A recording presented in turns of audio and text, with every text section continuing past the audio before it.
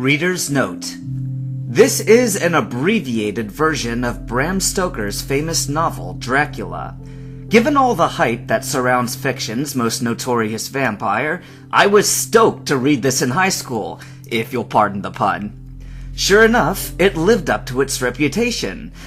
In some parts. I found other areas of the text to be incredibly lengthy, yet often they did little, and sometimes nothing, to further the plot. To this day, I still do.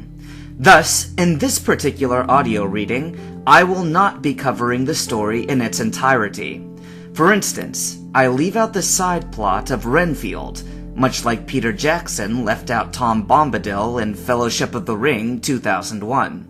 Similarly, I breeze over the month-long chase at the book's end, just as the 1992 Dracula film did. My aim in picking and choosing was always to concentrate the spotlight longer on the novel's titular character, without losing anything of substance. I'll be frank, I'm here for the antics of a blood-sucking, super-powered demon, not the development of Lucy Westenra's courtship. If I wanted that kind of thing, I'd read a friggin' Jane Austen novel.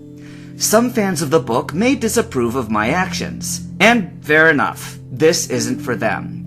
But I do have precedent in doing this abridged version, and the full text is always available in the public domain. Before I begin, I'd like to give first-time readers an idea of what to expect. The novel Dracula does not follow the standard first-person or third-person limited point of view that frequents most popular fiction. Rather, it is a series of letters and journal entries, written from the perspectives of multiple people, that chronicle the central story when put together. Often, they are littered with impertinent information, such as, "I should have arrived at 6:46, but the train was an hour late." The tone is like this because the author is trying to generate a convincingly realistic setting. This way, when Count Dracula later does a bunch of weird shenanigans, it won't instantly break our suspension of disbelief. Nobody writes expecting that he will be fighting a monster with holy wafer and wooden stakes in the months to come. No, they write mainly for themselves, or someone they know, so that we are left to figure out what they're about from the context clues. You want to know what's going on? You gotta work for it, at least a little bit. I'd say that Dracula is for mature audiences, not so much because of sex or violence, but more for the elevated reading level. Expect words like languorous, redress, and scholomance.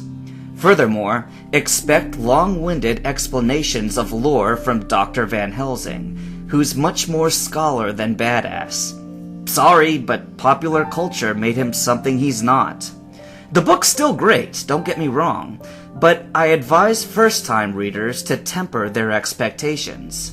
Finally, let me quickly address the elephant in the room. My YouTube name is Pokemon Fanfiction Novels, but this is most certainly not one of those. I simply wanted to do a little something different, so I read Dracula. Let's see how it works out. As always, I hope you enjoy.